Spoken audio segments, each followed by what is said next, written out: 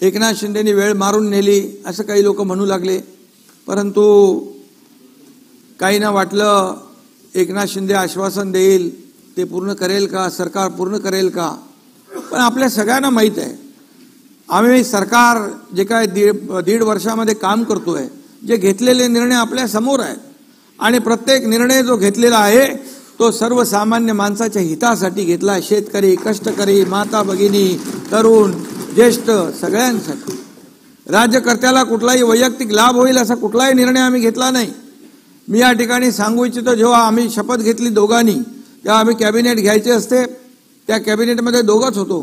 ते जरी आपण पाहिले निर्णय, तर त्या निर्णयामध्ये शेतकरी, कष्टकरी, कामगारच त्यांचाच हिताचे निर्णय आम्ही पहिल्या दिवसापासून घेतलेले आहेत. आणि त्यामुळे शब्द देताना विचारपूर्वक 10 वेळा 100 वेळा विचार करून आम्ही शब्द देतो. बाळासाहेब देखील आम्हाला तसं म्हणायचे. आणि म्हणून मी आपल्याला एवढंच सांगेन, मी एक कार्यकर्ता आहे, बाळासाहेबांचा कार्यकर्ता आहे, दिघे साहेबांचा कार्यकर्ता आहे. एकदा शब्द दिला की तो शब्द मी पाळतो, पाळण्याचा प्रयत्न करतो. कधी शब्द मी फिरवत नाही. त्यामुळेच माझ्यावर खूप लोक विश्वास ठेवत आहेत. मी राजकीय बोलू इच्छित नाही. 1.5 वर्षापूर्वीचा किस्सा मला गिरवायचा नाही.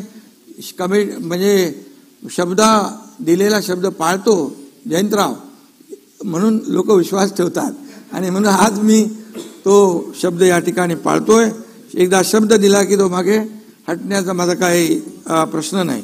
आणि म्हणून मराठा समाजासाठी आंदोलन जे मनोज जरांगे पाटील त्यांच्या सहकारी यांनी केलंय, खऱ्या अर्थाने त्यांना देखील हा निर्णय जो आहे त्यांच्या आंदोलनाचा एकजुटीचा एक विजय आहे असं म्हटलं तरी वावगं ठरणार नाही.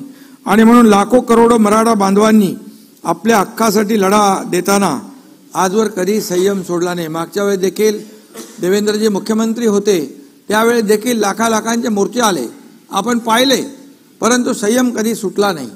आणि त्यावेळेस देखील आपण ती शिस्त पाहिलेली आहे. आणि म्हणून यावेळेस काही ठिकाणी घटना घडल्या, अनुचित घटना घडल्या, परंतु त्या घडायला नको होत्या. शेवटी या राज्यामध्ये सर्वांनी गुण्या गोविंदाने राहिलं पाहिजे. जातीमध्ये तेढ निर्माण करण्याचा प्रयत्न कुणीही करता कामा नये अशी भावना आमची आहे. आणि म्हणून आज या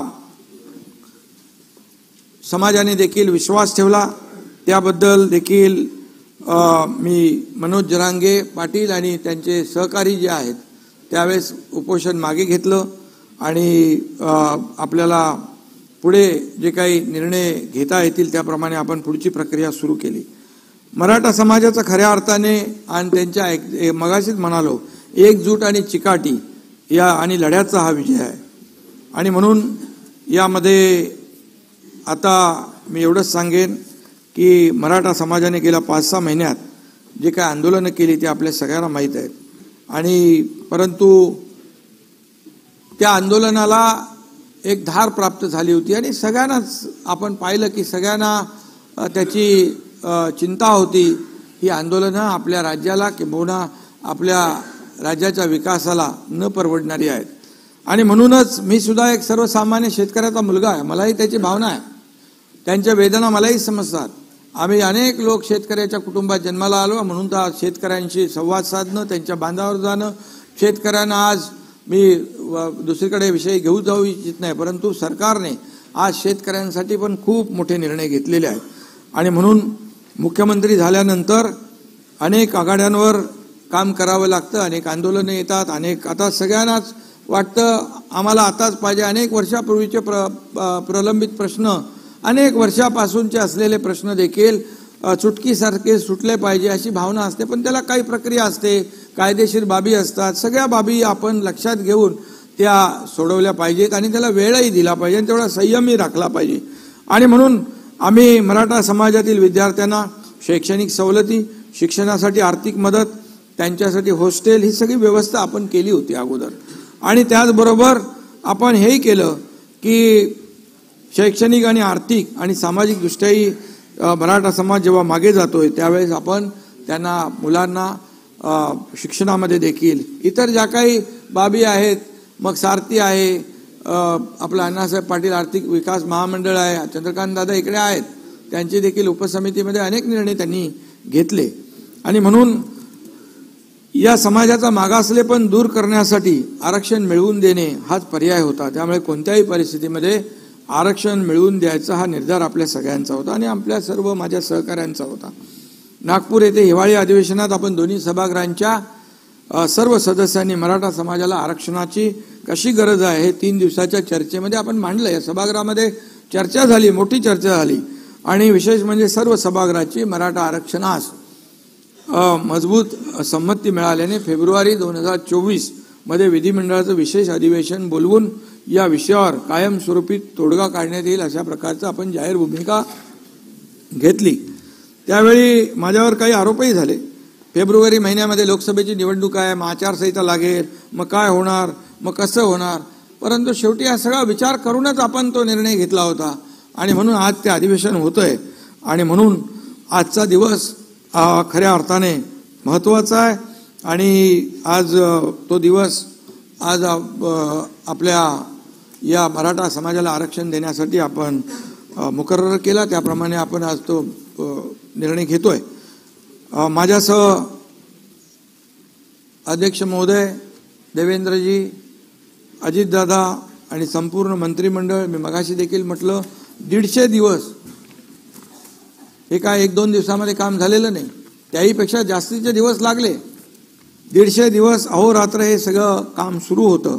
प्रशासनातील विशेषतः सामान्य प्रशासन विभाग, राज्य मागासवर्गीय विभाग, सामाजिक न्याय विशेष सहाय्य विभाग, महसूल विभाग, विधी व न्याय विभाग तसेच वित्त विभागातील आणि गृह विभागातील अधिकाऱ्यांपासून ते अगदी शेवटच्या चतुर्थ श्रेणी कर्मचारी यांनी घेतलेली अपार मेहनत आणि त्यांचं फलित म्हणजे आजचं हे आपलं विधिमंडळाचं अधिवेशन होतंय.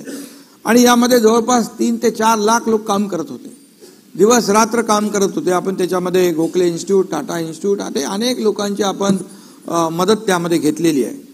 आणि यामध्ये सगळ्यांचं एकच उद्दिष्ट होतं की सर्वांनी मनापासून काम करून हे युद्ध पातळीवर दिवस रात्र 24/7 यामध्ये काम करून आपल्याला या सर्व जो काही उद्देश आहे आपला तो पूर्ण करण्यासाठी अहोरात्र मेहनत घेण्याचं काम या सगळ्यांनी केलं. महाराष्ट्र सरकार पूर्णपणे मराठा समाजाला आरक्षण देण्याच्या बाजूने आपण सगळेजण आहोत. त्याच्यामध्ये मला पुन्हा त्याचा उहापोह करण्याची आवश्यकता नाही. देवेंद्रजी आणि अजित पवार देखील हेच सांगत होते की आपल्याला या मराठा समाजाच्या, कारण एकदा तर देवेंद्रजी मुख्यमंत्री असताना आपण आरक्षण दिलं होतं, त्याच्यामध्ये मी जाणार नाही. आपण ते हायकोर्टमध्ये टिकवलं देखील, पण दुर्दैवाने सुप्रीम कोर्टामध्ये ते रद्द झालं. पण आपलं ठरलेलं आहे मगाशी, त्यामुळे त्याच्यावर मी जास्त भाष्य करू इच्छित नाही. आणि त्या अडचणी ज्या आहेत त्या दूर झाल्या पाहिजेत. त्यामध्ये या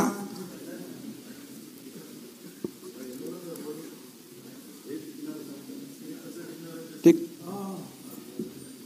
आणि म्हणून मागासवर्ग आयोगाची स्थापना करून मराठा आरक्षण त्यावेळेस मान्य झालं होतं, कोर्टात टिकलं होतं. सुप्रीम कोर्टात देखील आपण ज्या पद्धतीने थोडीशी मांडणी करायला पाहिजे होती, दुर्दैवाने ते आपल्याला झालं नाही. आणि त्यामुळे या पार्श्वभूमीवर नव्याने मागासवर्ग आयोग नेमता येईल की नाही या संदर्भात शंका उपस्थित करण्यात आल्या होत्या. परंतु सर्वोच्च न्यायालयानेच राज्य शासनाचा मागासवर्ग आयोग नेमण्याचा अधिकार मान्य केला आहे.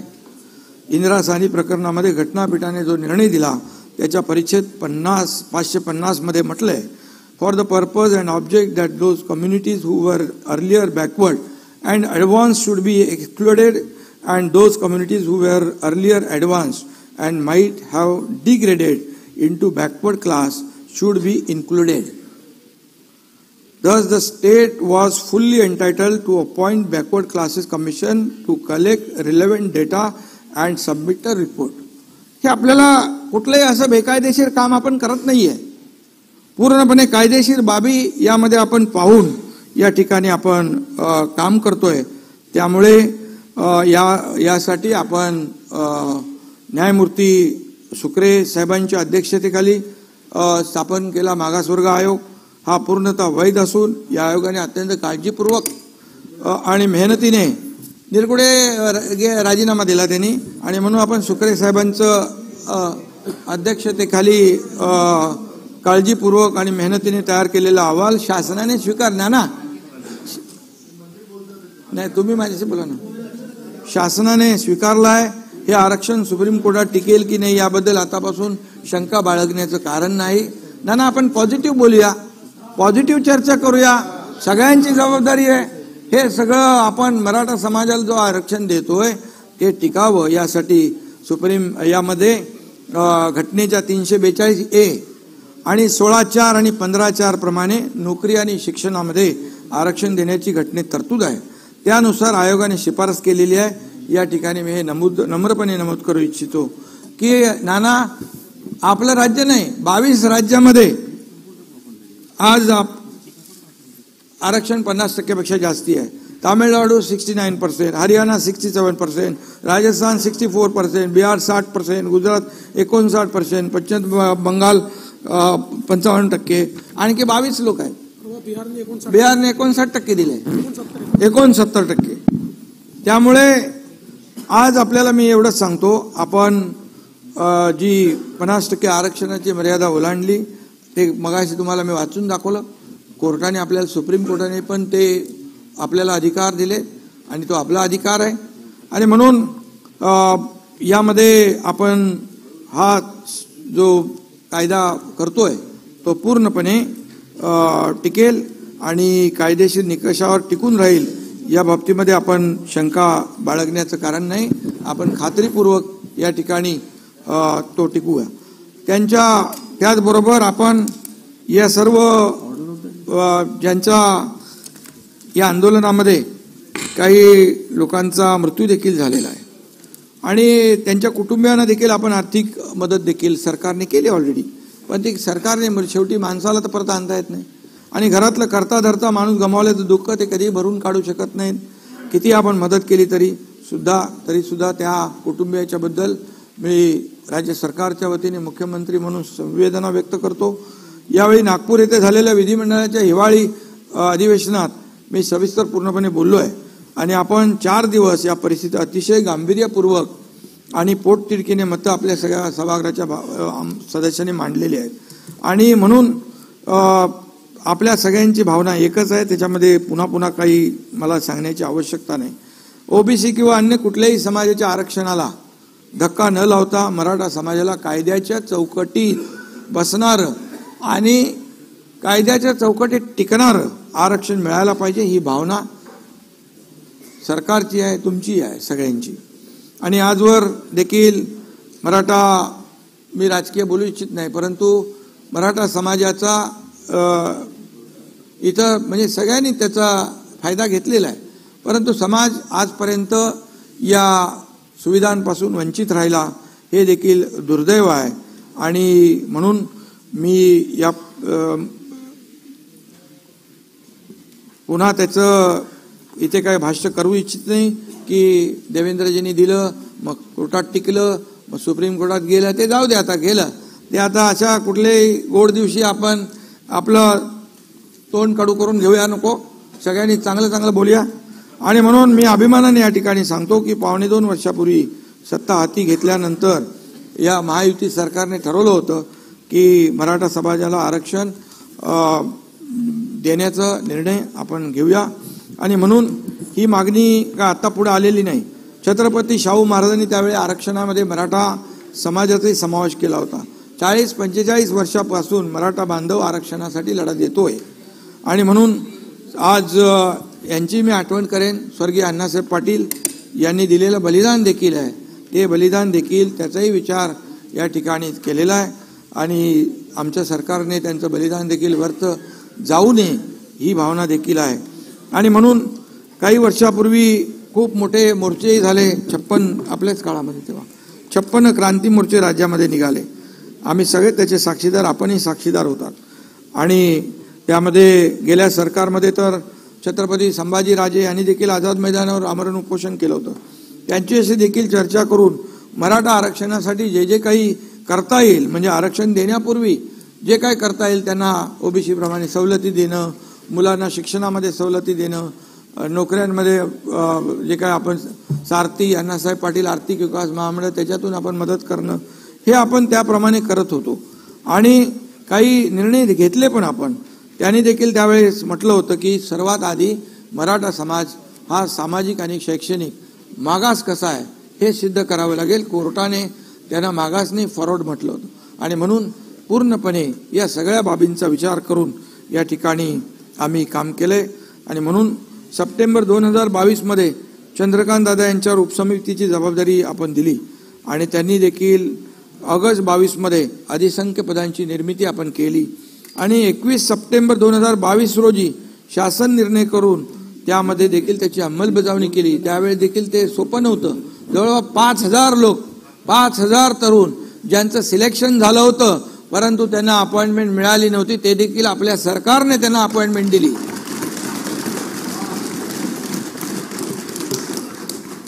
सर्वोच्च न्यायालयाने मराठा आरक्षण रद्दबातल करताना जे निष्कर्ष नोंदवले होते त्यावर आम्ही पूर्णपणे लक्ष केंद्रित केलेलं आहे आणि त्यासाठी भोसले आयोग आम्ही नेमला.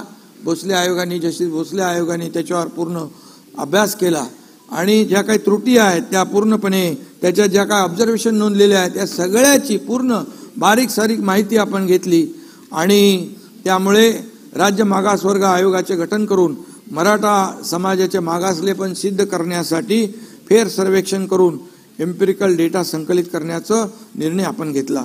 खरं तर हे सगळं आता कोणी करायला पाहिजे होतं, काय कोणी केलं नाही याच्यात मी जात नाही, कारण आज आपला आचारसंहिता आपण घालून घेतली आहे. पत्राचं आहे ना, ते चालू आहे ना, पत्राचं उत्तर आहे आणि म्हणून ते चालू आहे ना, तुम्हाला देतो. आणि म्हणून यामध्ये सर्वोच्च न्यायालयात क्युरेटिव्ह पिटिशनवर देखील सुनावणी झाली. त्यात देखील राज्य सरकारच्या बाजूने भक्कमपणे बाजू मांडण्यात येईल. त्यामध्ये देखील आता आज आपण हे देतोच आहे. त्यामुळे मराठा आरक्षणाच्या बाजूने युक्तिवाद करण्यासाठी राज्य सरकारच्या वतीने सिनियर काउन्सिलची देखील आपण फौज उभी केलेली आहे. त्यामध्ये ज्येष्ठ विधिज्ञ नाना हरीश साळवे साहेब, मुकुल रोदगी आणि तुषार मेहता आपले सॉलिसिटर जनरल आणि असे आत्माराम नाडकर्णी, पटवालिया, विजयसिंग थोरात, साखरे, शेखर जगताप, वैभव सुखदरे, अक्षय शिंदे आदी सांगतो म्हणजे तुम्हाला लक्षात असं. आणि या लोकांनी अगोदरच्या सरकारमध्ये पण काम केलं, असं आपण काही त्यांना हे डावललं नाही. उच्च न्यायालयात मराठा आरक्षणाची बाजू सक्षमपणे मांडणाऱ्या विधिज्ञांचीही या कामी मदत घेतली जाते आहे. ते पण आपले मदत करतात. टास्क फोर्स देखील स्थापन केला आहे. उच्च न्यायालय आणि सर्वोच्च न्यायालय आणि इतर न्यायालयीन पातळीवरही मराठा समाजाचे आरक्षण कसं टिकून राहील याबाबत शासन आणि आयोगात समन्वय राखण्यासाठी निवृत्त न्यायाधीश दिलीप भोसले यांच्या अध्यक्षतेखाली समिती नेमली आहे. या समितीमध्ये निवृत्त न्यायाधीश मारुती गायकवाड, न्यायमूर्ती संदीप शिंदे यांचे सल्लागार म्हणून नियुक्ती केली आणि त्यांच्याशी देखील सातत्याने संवाद या ठिकाणी सुरू आहे. मराठा समाजाच्या आरक्षणाच्या मागणीवर चर्चा करण्यासाठी तसेच मराठा आरक्षण व सुविधा मंत्रिमंडळ उपसमिती, मुख्य सचिव तसेच मान्य मुख्य न्यायमूर्ती श्री दिलीप भोसले यांच्या अध्यक्षतेखाली सल्लागार मंडळाच्या एकूण 50 बैठका झाल्या आणि दरम्यान मराठा समाजाचे सामाजिक व शैक्षणिक मागासलेपण तपासणी करण्यासाठी 13 नोव्हेंबर 2023 रोजी राज्य मागासवर्ग आयोगाला टर्म्स ऑफ रेफरन्स निश्चित करून देण्यात आले. राज्य मागासवर्ग आयोगास तातडीने 367 कोटी रुपये उपलब्ध करून देण्यात आले. आयोगाच्या पुण्यातील कार्यालयाला देखील वाढीव जागा पाहिजे होती, ती दिली. आवश्यक ती सगळी साधन सामुग्री संसाधनं त्याला उपलब्ध करून दिली. नमुना सर्वेक्षण न करता सर्वोच्च म्हणजे सॅम्पल सर्वे न करता सर्वोच्च न्यायालयाने जे काही इम्पिरिकल डेटा गोळा करण्याचं जे काही त्याच्यामध्ये त्रुटीमध्ये आलं होतं ते मोठं शिवधनुष्य उचलायचं होतं आणि त्यामुळे सर्वेक्षण अचूक आणि निष्पक्षपणे वैज्ञानिक प्रोफेशनल पद्धतीने होणं गरजेचं होतं. त्यासाठी Gokhale institute of politics and economics Pune, IIPS यासारख्या नामांकित संस्थांची मदत देखील घेण्यात आली. विजयराव यांनी यासाठी स्वतंत्र संगणक प्रणाली विकसित केली, प्रश्नावली तयार करण्यात आली, सर्व महसूल यंत्रणा यासाठी तयार ठेवण्यात आली. सर्व जिल्हाधिकारी, पालिका आयुक्त यांना नोडल अधिकारी म्हणून नेमलं गेलं. त्यांच्या वारंवार बैठका घेतल्या, VC घेतल्या. जवळपास 3 ते 3.5 लाख प्रगणक नेमण्यात आले. त्यांचं मास्टर ट्रेनिंग झालं. 23 जानेवारीपासून युद्धपातळीवर सर्वेक्षणाचं काम सुरू झालं. हे सर्वेक्षण अचूक करायचं होतं आणि वेळेत पूर्ण करायचं होतं. हे चॅलेंज तर होतं आणि म्हणून मला सांगायला अतिशय आनंद आणि अभिमान आहे की 2 फेब्रुवारी 2024 म्हणजे या कालावधीमध्ये त्यांचं नाहीत का आवाज येत नाही. ए कोण बसलाय बाबा तिकडे.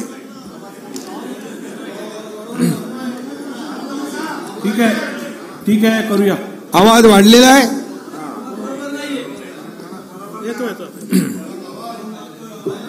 इयरफोन वापरा. इयरफोन ठीक आहे. हेडफोन वापरा.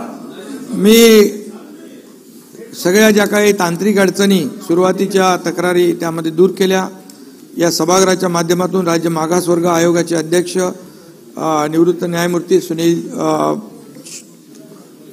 सुकरे साहेब, मागासवर्ग आयोगाचे सर्व सदस्य, गोखले इन्स्टिट्यूट आणि ज्यांनी हा गोवर्धन पर्वत उचलला ते सर्व प्रगणक, महसूल यंत्रणा, अगदी थेट सरपंच, तलाठी यांच्यापर्यंत सर्वांचेच मी मनापासून आभार मानतो.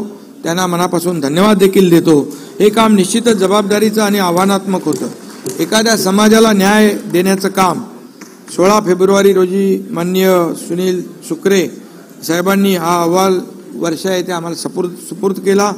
आज सकाळी राज्य मंत्रिमंडळ बैठकीत तो मांडण्यात येऊन त्यावर चर्चाही झाली आणि यामध्ये आमचे सहकारी दोन्ही उपमुख्यमंत्री, इतर मंत्री सर्वजण उपस्थित होते आणि हा तिढा सोडवण्यासाठी या सगळ्यांचं सहकार्य मिळालं हे मला या ठिकाणी नम्रपणे सांगितलं पाहिजे. सुप्रीम कोर्टाने आरक्षण रद्द करताना ज्या त्रुटी निदर्शनात आणून दिल्या त्या दूर करण्याच्या प्रयत्नावर यामध्ये भर दिलेला आहे. आम्ही अत्यंत वेगाने ताकदीने काम करून कायदेशीर प्रक्रिया पूर्ण करीत आहोत. अशा पद्धतीने टप्प्याटप्प्याने मराठा समाजाचे आरक्षण कायद्याच्या चौकटीत बसण्यासाठी सरकार पूर्णपणे प्रयत्न करते आणि सुप्रीम कोर्टाच्या एका निकालात नमूद केल्यानुसार विशिष्ट जात किंवा समुदायांच्या इतर मागासवर्गीयांच्या यादीत समावेश करण्यासाठी अपवादात्मक व असाधारण परिस्थिती सिद्ध होणे आवश्यक असते आणि एक्स्ट्रा ऑर्डिनरी आणि एक्सेप्शनल सर्कमस्टन्सेस राज्य मागासवर्ग आयोगाने या सर्वेच्या माध्यमातून ते सिद्ध केलं आहे असं मला वाटतं. मराठा समाजाला टिकणारं आणि कायद्याच्या चौकटीत बसणारं आरक्षण मिळवून देण्यासाठी शासनाने मोठं पाऊल उचललं आहे. आता ते टिकून राहावं म्हणून राज्य सरकार आपली सर्व ताकद पणाला लावणार आहे, आपल्याला विरोधी पक्षाला सोबत घेऊन. आणि म्हणून माझं एकच म्हणणं आहे, आपल्या शांतताप्रिय महाराष्ट्रात कोणत्याही निमित्ताने समाजात वितुष्ट येता कामा नये. चर्चेतून योग्य तो मार्ग निघाला पाहिजे अशा प्रकारचं मी आवाहन आपल्या सगळ्यांना करतो आणि या राज्यातील सर्व समाज बांधव यांना देखील मी करतो. प्रत्येक समाज घटकाला त्या राज्याच्या प्रगतीत त्याचा योग्य वाटा मिळाला पाहिजे अशी आपल्या सरकारची धारणा आहे. आणि यामध्ये कुणबी दाखल्यांच्या संदर्भात देखील आपण मुद्दा उपस्थित केला. त्यामध्ये जस्टिस शिंदे त्यांच्या अध्यक्षतेखाली आम्ही समिती नेमली. त्याचं काम सुरू आहे. मराठवाड्यातील मराठा कुणबी मराठा जात प्रमाणपत्र देण्याची कार्यपद्धती देखील निश्चित केलेली आहे आणि ते आणखी काही पुरावे आहेत. त्याच्यात मी डिटेलमध्ये आता जात नाही. त्याच्यामध्ये ते दिले ना आपण. आणि यामध्ये आपल्याला हो सगळे वेबसाईटला टाकलेत नावं आणि त्यामध्ये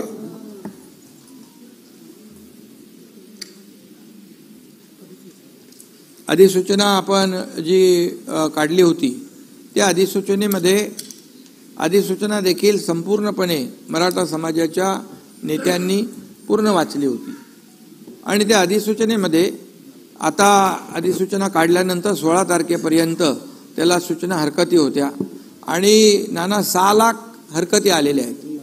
तर आता 6 लाख हरकतीची छाननी सुरू आहे आणि छाननी सुरू असल्यामुळे त्याची योग्य ती प्रक्रिया पूर्ण करून कंप्लीट प्रोसेस पूर्ण करून त्यावर सरकार योग्य तो निर्णय घेईल. हे आपल्याला जी शंका होती त्या बाबतीमध्ये मी या ठिकाणी सांगतो. त्या डिटेल मी आज जात नाही कारण ते मग सगळे तेच सांगितलं ना जी सगळे सोयऱ्यांचे जे 6 लाख हरकती आलेल्या आहेत त्या नोटिफिकेशनवर त्या अधिसूचनेवर जी अधिसूचना काढली आपण त्याच्यावर 6 लाख हरकती आल्यात, त्याची छाननी सुरू आहे. आणि म्हणून मी आपल्याला एवढंच सांगतो की आता कलम आणि यामध्ये देखील 6 लाखाहून हरकती व सूचना प्राप्त झाल्या आहेत आणि त्यामुळे त्यासाठी देखील आपण कर्मचारी आणि सर्व अधिकाऱ्यांना जबाबदारी दिलेली आहे. त्या हरकती सूचनांच्या नोंदी घेऊन वर्गीकरण व छाननी केली जाईल आणि त्याप्रमाणे पुढची कार्यवाही केली जाईल. यामध्ये मी आपल्याला जास्ती काय सांगू इच्छित नाही की पहिल्यांदाच ज्या जुन्या कुणबी नोंदी होत्या, त्या 1967 पूर्वीच्या जुन्या कुणबी नोंदी होत्या, त्यांना दाखले देखील प्रमाणपत्र जे आहेत ते देखील देण्याचं काम आपल्या सरकारने सुरू केलं. आणि कुठल्याही परिस्थितीमध्ये मी पुन्हा एकदा सांगतो की ओबीसी समाजावर अन्याय न करता, त्यांच्या समाजाला आरक्षणाला धक्का न लावता या ठिकाणी हे आरक्षण देण्याचा निर्णय आपल्या सरकारने घेतलेला आहे.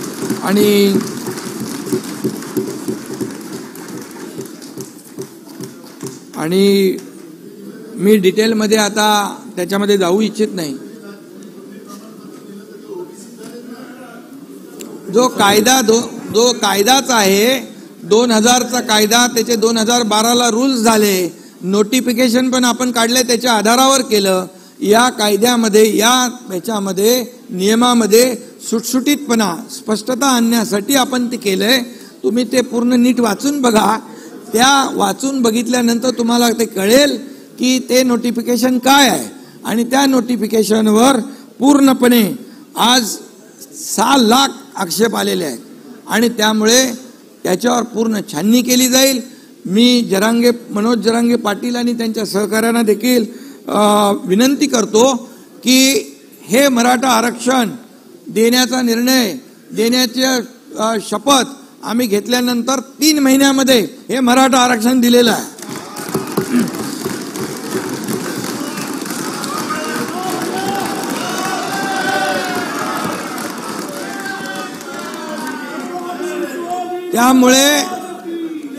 त्यामुळे मी जे आज ज्यांच्या मनामध्ये गैरसमज आहे तो बिलकुल दूर करा. हे आरक्षण टिकण्यासाठी ज्या बाबींवर सर्वेक्षण व्हायला पाहिजे त्या डिटेलमध्ये मी जात नाही. भूधारक, लँडलेस, त्याचं कच्चं घर, आत्महत्या केलेले आहेत, ऊसतोड कर्मचारी आहे, मोलमजुरी करणारी आपली भगिनी आहे, डबेवाले आहेत, किती सगळ्या माथाडी आहेत, सगळे त्याच्यामध्ये आलेले आहेत. आणि त्यामुळे हा डिटेल सर्वे आहे. हा सॅम्पल सर्वे नाही, हा एक्सटेन्सिव्ह सर्वे आहे. हा पूर्णपणे डीप मध्ये जाऊन सर्वे केलेला आहे. आणि त्यामुळे 2 कोटीच्या वरती त्याचा आकडा आहे माझ्याकडे, 2.5 कोटी लोकांपर्यंत जाऊन 4 लाख लोकांनी हे काम केलेलं आहे. त्यामुळे हे मराठा आरक्षण टिकणारच. आणि जसं मी म्हटलं की आणि आम्ही न्यायालयाला पटवून देऊ की हा मराठा समाजामध्ये काही लोक पुढारलेले आहेत, एवढे पुढारलेले आहेत आणि एवढे मागासलेले आहेत. आणि म्हणून त्यांच्यावर अन्याय होऊ नये म्हणून सरकारने हा निर्णय घेतलेला आहे. आणि जसं आणि तुम्ही पण येऊ शकता इकडे. आणि म्हणून यामध्ये विश्वास ठेवा. जे आरक्षणासाठी जे काय आणखी आंदोलन सुरू आहेत त्याने देखील विश्वास ठेवावा. सरकार कुठलाही दुजाभाव करणार नाही आणि सरकार कायद्याच्या चौकटीमध्ये बसून पूर्णपणे हे आरक्षण देतंय. आणि जे मगाशी म्हटलं की जे नोटिफिकेशन आपण काढलेलं आहे, या पुन्हा एकदा मी सांगतो नाना विजय भाऊ, नोटिफिकेशनवर 6 लाख हरकती आलेल्या आहेत. घाई गडबडीमध्ये कुठलंही नोटिफिकेशन फायनल करणं हे जनतेच्या हिताचं नाही. ती फसवणूक आम्ही कोणाची करणार नाही. त्याच्यावर पूर्ण प्रक्रिया करून छाननी करून त्याच्यावर देखील सरकार योग्य तो निर्णय घेईल.